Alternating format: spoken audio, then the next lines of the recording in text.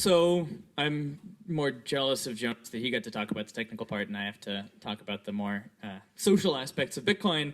But that's what I'm going to do tonight. So I've been, as mentioned, been developing various parts of the Bitcoin ecosystem for a long time, since kind of 2011.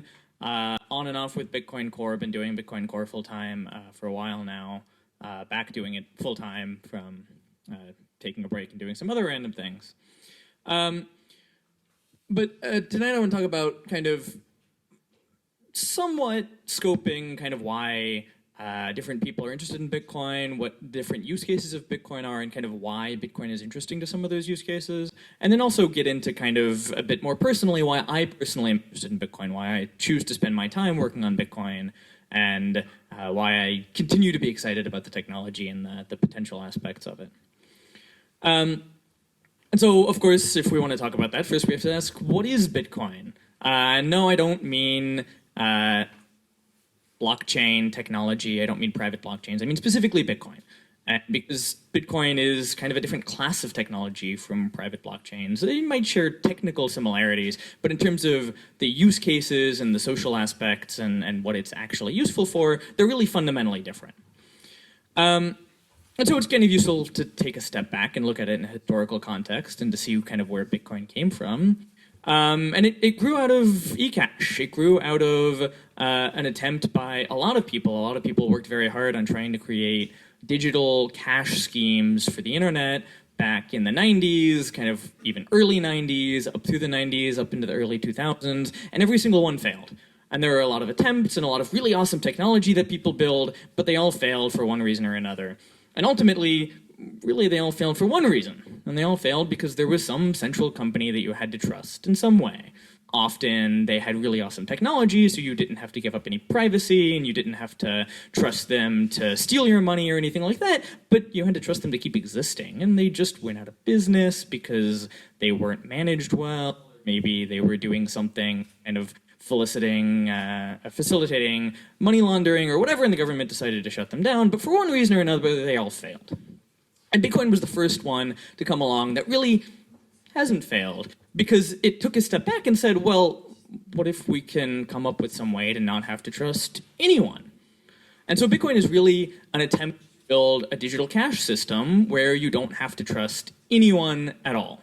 And it gets very close. Occasionally it doesn't quite get all the way there, but it gets super close. And the way it does this is that every node validates everything. As you might have heard in any kind of reasonable introduction to Bitcoin, the only thing the miners do is resolve double spends, right? If you take two transactions that are conflicting, you try to spend your money twice, there's no way, because of the limits of the speed of light, that everyone can agree on which transaction came first, and so you have to have some process to resolve those kinds of transactions. And that's what miners are for.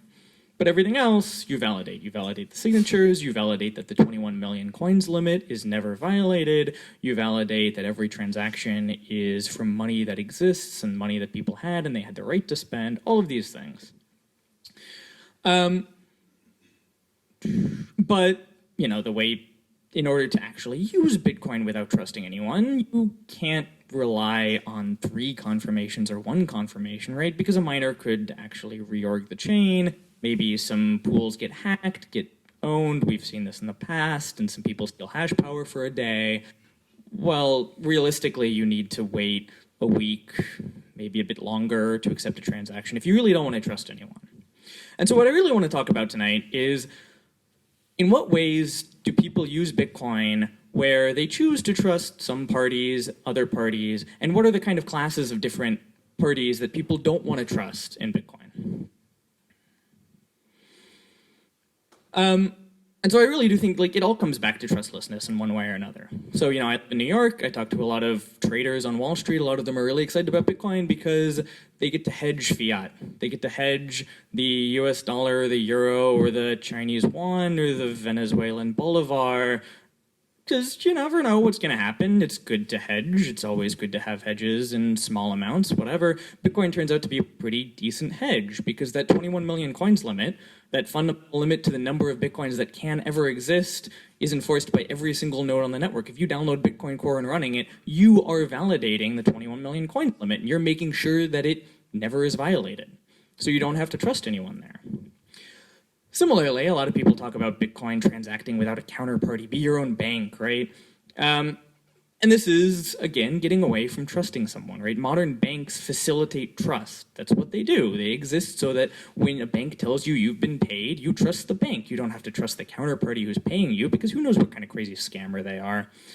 And modern banks are hugely good at this. They do a great job at facilitating trust, but occasionally that trust breaks down. Whether it's 2008 and you're going to bed at night and not sure whether your bank's going to be there tomorrow, whether or not they're going to get a bailout, whether or not your like $250,000 limit is all you're going to have, or whether you're in some country in sub-Saharan Africa where banks decided, there's too many scammers here. We really can't do business here because we're kind of getting screwed on scammers nonstop. Well, Bitcoin exists to provide a way for you to transact without that counterparty, without having to trust a bank, or if you want to provide financial services, maybe you're a bank, you don't have to trust the person who's coming to you with potentially fake currency of some kind. Or at least have to trust them less. Similarly, people talk about Bitcoin being global. It crosses borders easily. It is this wonderful thing that you can pay, you can use for remittances, whatever. Again, this comes back to not having to trust someone. If you want, there's a lot of remittance corridors where, there are financial services that exist in these remittance corridors, but maybe they charge a lot for the trust that they're providing, right? They're acting as a trust anchor. Maybe they charge a lot for that. Maybe they impose crazy restrictions that prevent you from being competitive in that market. Well, by using Bitcoin, by having this thing where you don't have to trust anyone else, or at least the existing people who serve that remittance corridor, all of a sudden, you can run your business. You can say, I'm going to serve just this remittance corridor, and there's a good Bitcoin exchange on both sides, and I'm going to partner with some of these Bitcoin exchanges, or maybe some peer-to-peer exchanges, or maybe I'm just going to be a broker, and all of a sudden, I don't have to worry too much about whether Western Union or Deutsche Bank happens to be willing to facilitate money transfers between these two rather unstable currencies. And all those are great, and all those are awesome, but I want to get a bit more personal about why I like to work on Bitcoin, why I think Bitcoin is exciting, and that's access. And really, access starts with financial censorship. And it starts with, how do people get and maintain access to financial networks? Obviously, financial networks are pretty critical. You kind of have to have access to a financial system in some way or another to do any number of things every day. Whether you're Starbucks and buying a cup of coffee, you probably want to pay with a card. In many places you can use cash, but that's often not convenient, and often, in some countries, not even really realistic anymore. But similarly, if you're, say, an organization like Cage, who does great work out of London, doing research into CIA black sites and people who are held in Guantanamo Bay, and doing legal advocacy work for these people, trying to get them out of Guantanamo Bay and various prisons around the world, they can't get a bank account. And they can't get a bank account because someone decided that the work they were doing research into secret government programs, was unacceptable and trivial to add them to all kinds of risk lists. I'm sure there's a lot of people in the audience who are very well familiar with risk auditing systems at banks and how you have to prevent access to a number of customers just because they're on some list that's managed by some other foreign government, because that's the requirements for the modern financial system. And so folks like Cage can't do the important work that they want to do. They show up at a conference and they present the work that they're doing, and you ask, how do I donate money to you? How do I support your cause? And the response is, I don't know, do you have cash that you can give me? Because I can't accept money online. I can't hold a bank account realistically. And so I want to, after 9/11, a lot of this grew out after 9/11. There was some more reasonable restrictions on what government can do, but after 9/11, as we all know, Patriot Act and a number of other things in the US and eventually grew outside of the US had a lot of impacts on what governments could do to prevent people from gaining access to the financial network. And so I want to read a quote by someone who was at FinCEN right after 9/11, who was responsible for implementing a number of anti-terrorist financing regulations with FinCEN. And he wrote a book about, being in FinCEN at this time and what kind of their approach to things was. And one of the quotes he said was, at the time, they kind of, had latitude to decide on what their regulation was. And he said, quote, "Governments did not have to demonstrate that designated individuals or entities actually intended to support terrorism or even knew that their money or activities were being used to support terrorism to preventatively freeze their assets. Further, we needed to have 80% surety that our targets were legitimate in order to preventatively freeze their assets." And so here's someone in the Treasury writing a book. Well, he's now moved on a bit, and I believe he's still high up in the Treasury somewhere. But here's someone from FinCEN writing a book about what their approach was to literally financial censorship, to deciding people couldn't keep access to their money. And he's saying, yeah, if we were 80% sure, we, with no court oversight, we, a committee of people at Treasury, were 80% sure that you might be indirectly being used for terrorist financing in some way, and we're not quite sure, but we think so, then we're going to freeze your assets, and then you have to sue to get your money back. And sure, this is completely reasonable if it's used actually against terrorists. I don't want terrorists to have money, but there's plenty of examples where it's not just used against terrorists. For example, there were folks in the EU who were Middle Eastern folks, had bank accounts in the EU, who the US government decided, we're not sure, but we think you might be somehow involved in terrorist finance network. We're just going to freeze your accounts in the EU, right? Reached across borders, no problem, told banks to freeze their accounts, and their money was frozen. And they had to file lawsuits. They had to file very expensive lawsuits in Europe, and eventually won and got all their money back. But, not everyone has the ability to file these kinds of lawsuits. Not everyone has the ability to, sitting somewhere in the Middle East, file a lawsuit in another country, or hire expensive lawyers to fight the US government in court and say, no, you had no right to take my money. Of course, financial regulation that governments take explicit action is one thing. We can challenge that in court. That's maybe not a huge deal, arguably. It's kind of sucks that people have to spend a bunch of money on lawyers, but arguably that's okay. But of course, for those of you who are in Zurich and know the banking system, that's not the only way that governments prevent people from getting access to financial networks. Ultimately, financial institutions have a reputation to uphold. And when it turns out that their accounts, their customers, are in some way being used for something that's illicit, whether it's money laundering or terrorist financing, or as the US government has decided, selling guns, which is legal in the US, or being a porn star, or being any number of other legal businesses, then maybe it is bad for the bank's reputation for them to have that. And they can say, wink, wink, nudge, nudge, these people, you probably shouldn't be doing business with them. It's going to look bad for you at some point. And so what do? You say, oh shit, it's not worth it to us to have these customers. We have no obligation to serve them as a customer. In some countries you do. In the US you definitely don't. We have no obligation to serve these people, so whatever. They're just going to lose their accounts. Maybe we'll pay them out, and it's not a big deal.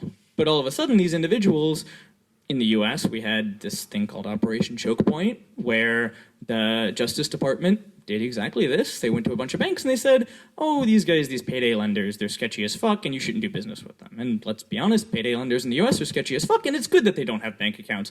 But as a part of this whole thing, they also caught up a number of gun stores, which are legal, some porn stars, and some other people who like doing completely legal businesses, reasonable business, and they were prevented from gaining access to financial networks, and some of them actually went under because they couldn't accept credit cards. All of a sudden, they're a store, they're trying to do business, and they can't take credit cards. Yeah, and so Bitcoin, right? So Bitcoin is something which can help these kinds of issues. It can push back against this general financial system of there's no obligation to serve customers, and we have very centralized institutions which end up being pressure points. Of course, that's not to say that Bitcoin is not something which government should be able to seize. Governments can obviously still seize Bitcoin. They can show up at your door and take your computer. They can go into your bank deposit box and take your Bitcoin paper wallet, but they can do that with a warrant, not with the wink, wink, and nudge, nudge at a bank.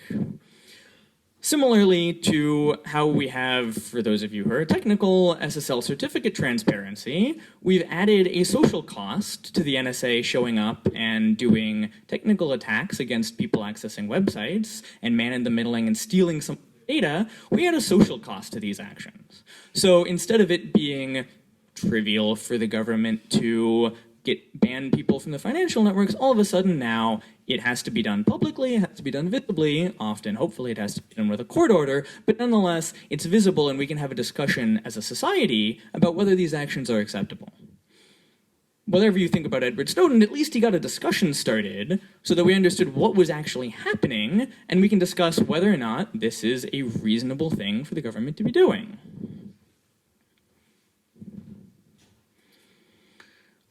And so financial censorship is one thing. You know, there are some good examples to point to where government has clearly overstepped its bounds, but for the most part, it's actually not that bad for now. I know some people who are legitimately unjustly unable to get bank accounts, but yeah, okay, a very small number of people.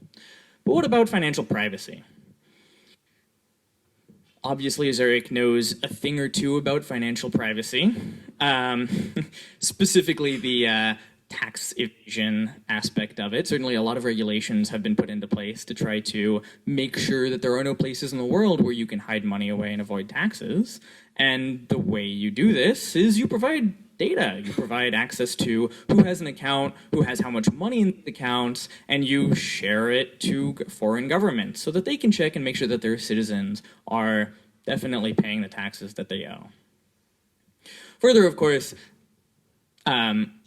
just like with financial censorship, banks have a reputation to uphold. If banks are helping people evade taxes, if banks are helping people do quote-unquote illicit activity of some form or another, then all of a sudden it can look very bad for that bank. They're demonized in the media, and possibly justifiably so. And so as a result, what is the conclusion? Well, banks just share the information because there are, in fact, explicit laws on the books that banks cannot be, or especially individuals in the bank can't be prosecuted for sharing too much information with the government. These are in the books in the US, maybe less so in Zurich and less so in Switzerland, but what is your option when you're told if you don't share enough information you might look bad? Well, you share more information, and it's a reasonable trade-off.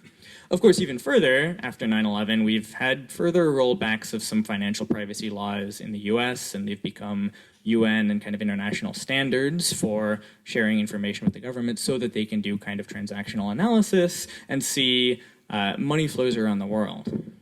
But where does Bitcoin come into here? Bitcoin's interesting because we have all of a sudden a new technology. We have a whole new technology that we can work with. And we can develop software with Bitcoin where we can literally say, I have this list of transactions, I'm going to feed it into a program, it's going to, as a result, output the amount of tax I owe, and I can show that I ran that program faithfully on a list of transactions in a cryptographic proof to the government, and they learn nothing about my financial history, but they learn the exact amount of tax that I have to pay them. And this is a cryptographic proof. There's, well, okay, the cryptography is somewhat new, it's still marginally experimental, and there's still some work to be done, but it is technically possible to construct these kinds of systems where you can avoid giving up your financial privacy whilst get some of the benefit to society of things like preventing tax evasion and things like hopefully also providing information for AML for terrorist financing and other illicit activities, not just tax evasion.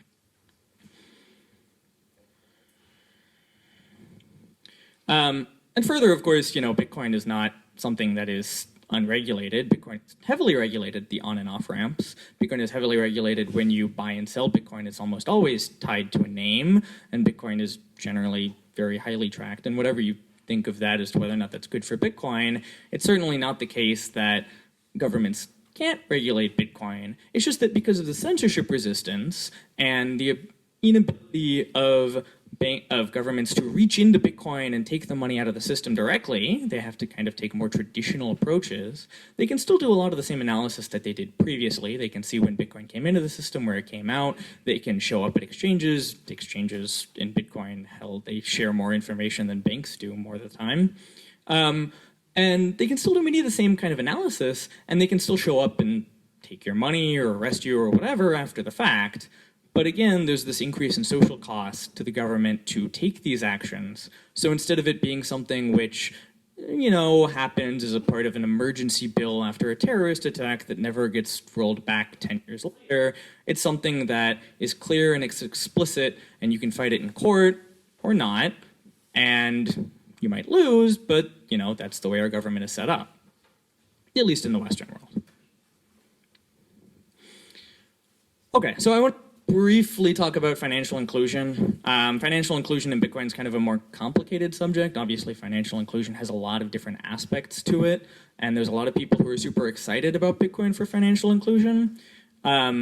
There's kind of large different classes of financial inclusion. There's issues with financial inclusion in the US, some parts of the Western world. There's issues with financial inclusion in developing countries and other parts of the world. And Bitcoin doesn't solve a lot of the problems with financial inclusion. A lot of the problems we have with financial inclusions is related to distrust of different organizations, and it's not clear that Bitcoin really steps up and provides that kind of trust, although, I can explain that technically you can run Bitcoin without trusting anyone. There's a lot of people who probably won't believe me, who have a legitimate distrust of technology, and that's fine. But Bitcoin can help with financial inclusion in some circumstances. First of all, the lack of counterparty trust can really help increase competition in some of these markets. Right? If you're basing a business on Bitcoin because you have no other option, you're not having to show up at Deutsche Bank and say, well, I want to negotiate a banking peering relationship with you where we can exchange money and do wire transfers, which, requires Deutsche Bank to trust you and you trust Deutsche Bank, and it's really kind of a close relationship. All of a sudden, Bitcoin removes that requirement. And you can act as a bank for customers without necessarily having to trust a number of other counterparties across the financial system, which, in theory, can improve competition. Now, of course, there's a million other usability problems with Bitcoin. This is much more of a long-term thing, but there is still potential there. Further, Bitcoin, this lack of trust of other institutions can help solve some bootstrapping issues. So, for example, in Somalia, there's kind of no remittance corridors left. A while back, Western Union decided they weren't going to serve Somalia anymore because it was too risky. I don't know if they've since reversed that or what, but Bitcoin can show up and say, someone can show up and say, I'm going to use Bitcoin for this, because there is no one who's going to say, man, that country is fine, but yeesh, we have to charge a 50 and there's still a lot of fraud, and we just can't handle this. So it's whatever, we're going to scrap that. Well, for someone else to come in and say, okay, we're going to be the Western Union replacement for the Somali remittance corridor. Great. How are you going to convince someone else to give you a bank account in a foreign country so that you can actually do remittance more than Western Union was able to? Well, not. But with a technology like Bitcoin, where there is no other trust, there is no one else who has to trust, or who you have to trust, or who has to trust you before you can set up this kind of business. So hopefully there's at least some potential to use Bitcoin in these kinds of scenarios. All right, and then I'm going to briefly come back around and just, for the technical people in the audience who might be a bit bored, cover kind of what this implies for the future of Bitcoin technology. I'm a technologist, I'm a developer. I spend my time thinking about how we can develop interesting software for the future of Bitcoin. And I tried to make clear earlier, there's a lot of different use cases of Bitcoin. And each of them comes back to trustlessness in its own way, but that doesn't mean that each of them doesn't also mean you're willing to trust someone. There's a ton of people who are really interested in using Bitcoin as a hedge against some kind of fiat disaster in Venezuela, who are perfectly reasonably able to trust some Bitcoin bank like Coinbase or some other Bitcoin broker who's going to hold their coins for them. They don't care. They want that trust that the 21 million coins limit won't be violated. And, maybe don't have to run a node. Maybe they're willing to trust some bank to hold their Bitcoin, but so what? Similarly, there's a lot of people, obviously today, who use Bitcoin with 2, 3, 1 confirmation on their transactions. And this is something where you are trusting miners a whole lot more.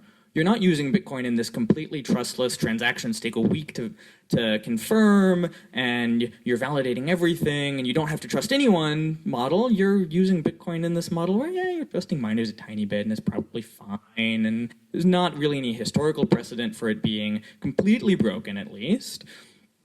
And so, that, again, it's a slight relaxation of this completely trustless trust model, or lack of trust model, that Bitcoin has, that makes it just a whole lot more usable. Right? All of a sudden, you don't have to wait a week for transactions. That would be insane. That would be completely unusable. And so people choose to relax the trust model slightly.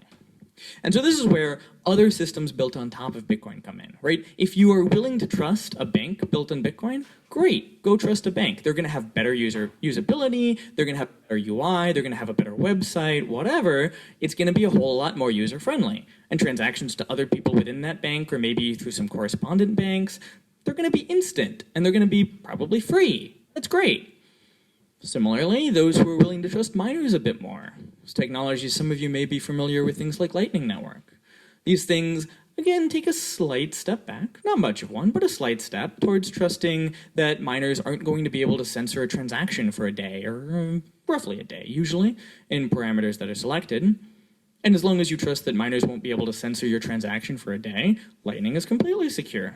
Great. So you take this half step back, and all of a sudden Bitcoin becomes infinitely more usable and infinitely more applicable to whatever scenario you wanted to use it for, whether that's payments or something, or remittances or whatever.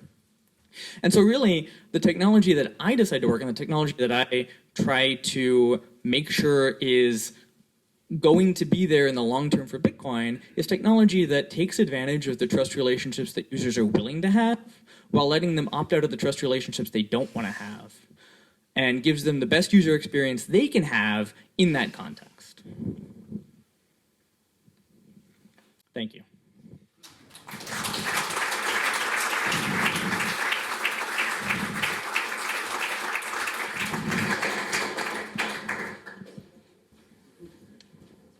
Any questions?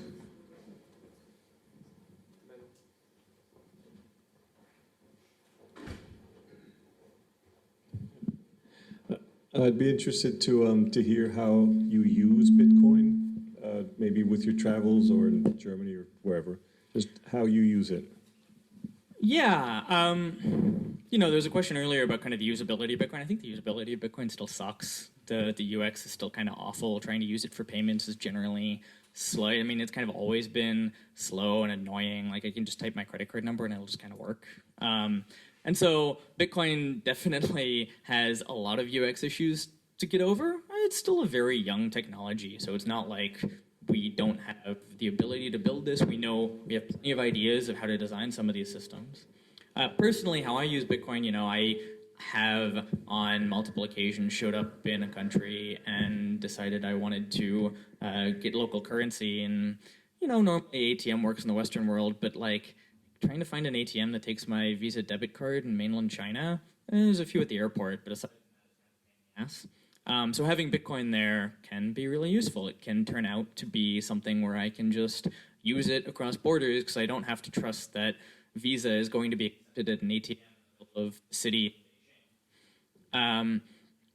Similarly, I occasionally pay for things with Bitcoin. I've been around in Bitcoin long enough. I've bought things and sold things and bought Bitcoin and sold Bitcoin. But it's all kind of random and here and there. And I am excited about the future of Bitcoin and continue to hold Bitcoin and continue to build technology around Bitcoin. But hopefully the UX will get to a point where I'm actually excited to use Bitcoin and not dreading it in favor of using a freaking credit card that I can just swipe and it's a whole lot nicer.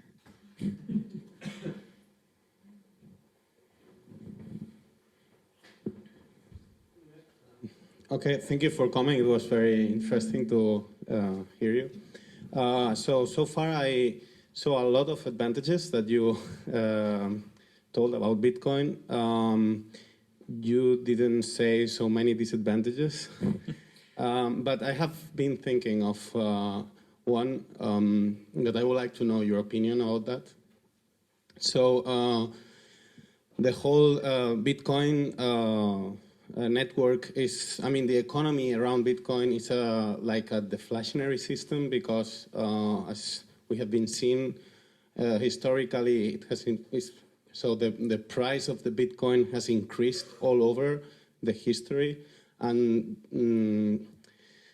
so my question is, I mean, usually in the economy, what happens is the currency, central governments and banks, they introduce some inflationary just to make the money to be used and not stored.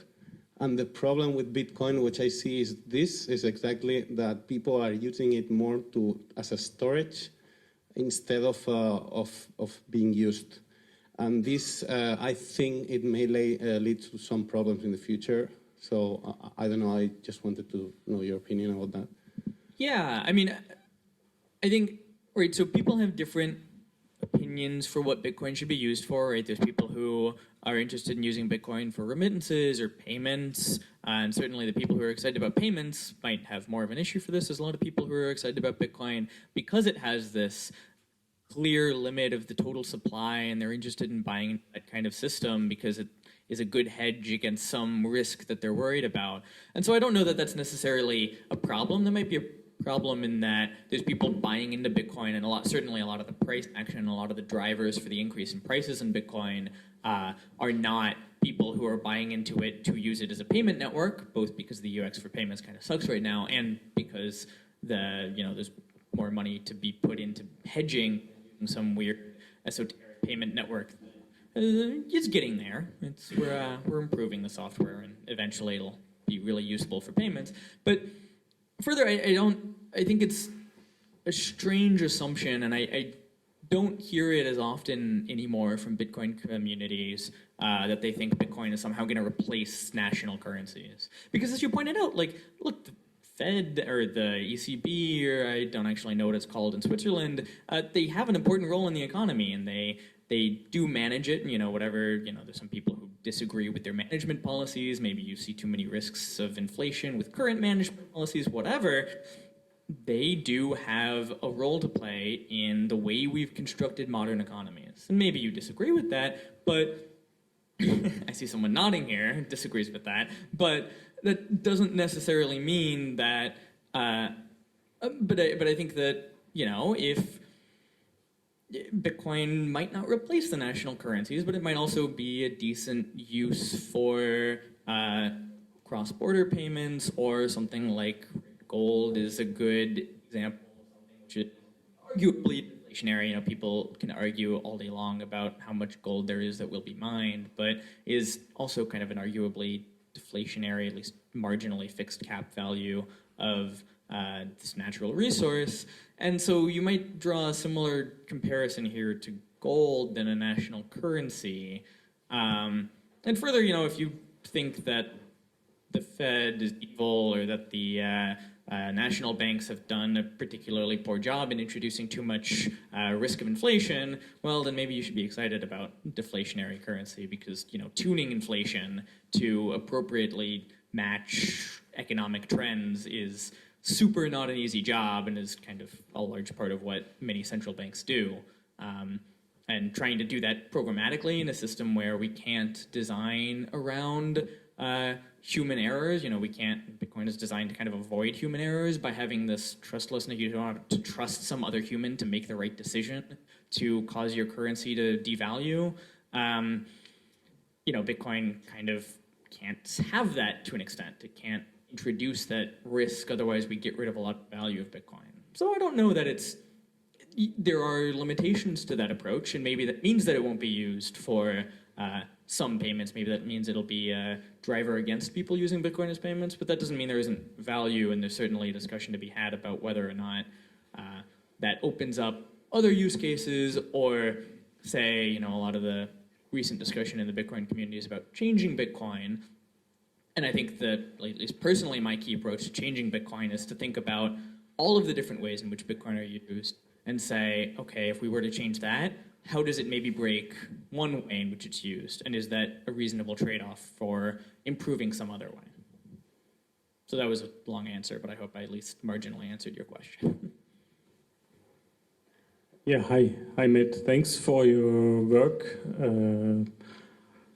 I want to ask you first, do you think personally the entire fee system and the fee discussion is really needed in terms of when you do your math and the blockchain and check if there is enough space for paying Bitcoin without a fee?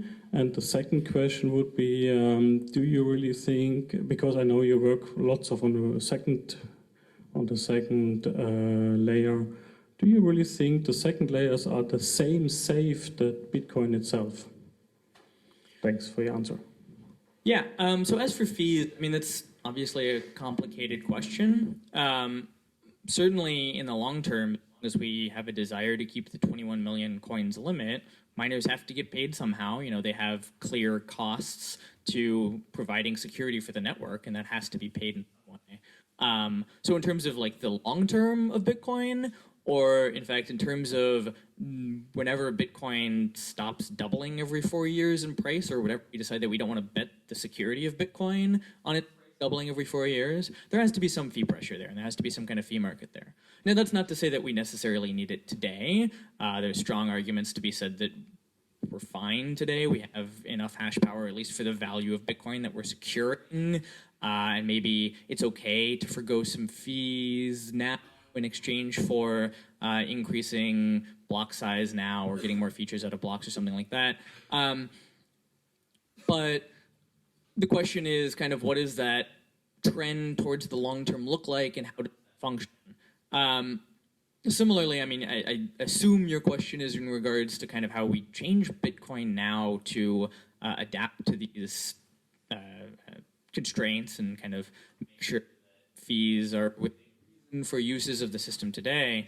And I go back to kind of the long list of use cases, and the key feature to Bitcoin to me is trustlessness, right? That you don't have to trust someone else to make decisions negatively impact your ability to use Bitcoin. And certainly there's a large argument to be made that the current system is negatively impacting people's ability to use Bitcoin. But the only way that Bitcoin maintains trustlessness is in the long term is to be a consensus system. And truly that means the vast majority of Bitcoin users and developers and miners and exchanges and merchants, whatever else, agreeing that there is a new Bitcoin and that it is some hard fork, or agreeing that there is a new Bitcoin and that it's the application of or whatever that is.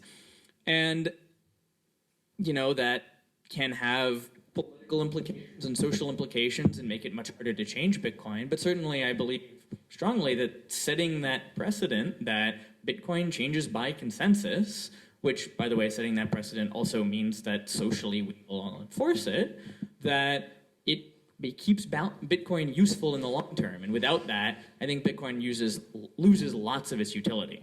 Now, of course, I wish people would be willing to come together more right now. I think there's a lot of good discussion about technical proposals on how to increase block sizes, and I think there's pretty broad-based consensus that a larger block size right now is completely reasonable, and lower fees right now, especially before we have any kind of second layer solutions, are completely reasonable.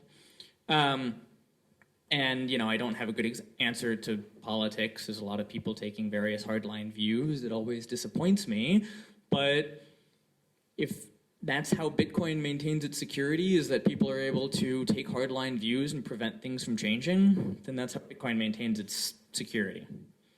As for your second question about second layer systems and the security thereof, I think it is that there is always some kind of security reduction. There's always some kind of reduction in trustlessness in using a second layer system. But I think a lot of the things that people are talking about now, the designs, are super minimal trust reduction. I mean, you talk about like Lightning Network, and the security of Lightning Network type system, at least many of the payment channel type systems is, you always have this time limit, and a lot of people propose maybe a day or even potentially a week timeout for these time limits. And the security assumption here is that you're able to get a transaction in that day or that week or whatever that time limit is.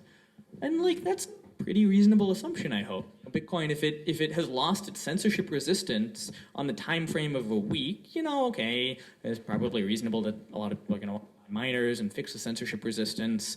Maybe on a more human time frame than a week or a day.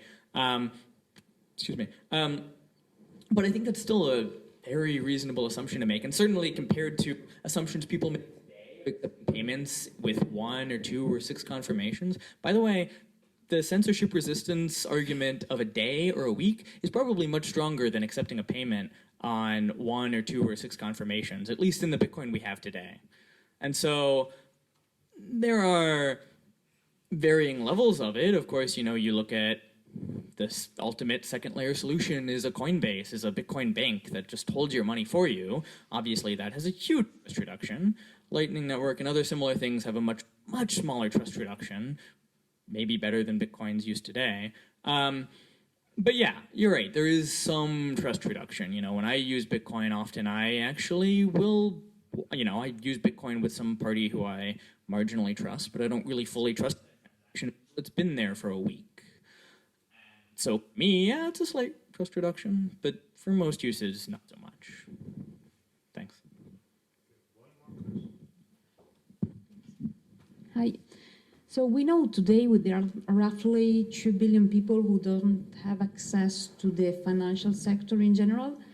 Do you think that Bitcoin or the cryptocurrencies in general can allow these people, this part of people, to have access to the financial system in general, and if yes, how? Yeah, that's a complicated question. There's a lot of issues to unpack there. There's a lot of people in the US who don't have access to the financial system. And for many of those people, we have a pretty robust financial system in the US. There's some issues with financial censorship and other stuff, but that doesn't impact most of the people who don't have bank accounts or have access to the financial system. And I don't know that Bitcoin has a huge opportunity to help there. And that's just a personal opinion. There's other people who have founded startups to try to address some of these issues, even in the Western world, and they obviously have a very different opinion from me. But I do think in some other parts of the world, there is more potential. Of course, now you start to get the issue of people don't have access to computing devices. Maybe they have a old school, not even smartphone, a flip phone, and some of those can run apps. Most of those can still run Facebook's chat messenger, whatever they call it. I forget the name of it now. Most of them can still run various Facebook chat, whatever, because these companies have lots of money to invest in building apps for that. And in fact, many of them, you look at, Sub-Saharan Africa system that's mobile. Someone knows this. Bitpesa. Thank you. And yeah, you look at some of these guys, and yeah, they're trying to help bridge both remittance gaps, which is a legitimate financial service that people need access to, and also help further in some other parts of Africa provide effectively banking services built on Bitcoin. Often it's not about people being their own bank and holding their own private key. It's about company being effectively a bank to people, holding the Bitcoin for them, maybe even hedging it to make it more stable as a value. And there is some potential to provide useful services there, because all of a sudden, they don't have to get a deal with Deutsche Bank to be able to send and receive currency across borders to get to other countries. They can use Bitcoin for that. And that's, a little piece of where trustlessness can help there. That said, I think there are a lot of restrictions, and there's definitely a lot of hurdles with usability and things like the unstable exchange rate, which customers don't want to see, that prevent Bitcoin from being a massive and clear win there. But there is definitely potential, and there's some remittance corridors where Bitcoin is already starting to be used as either a backbone or as a way to avoid having to set up some of these correspondent banking relationships, where Bitcoin is starting to provide some value there. Okay, thank you.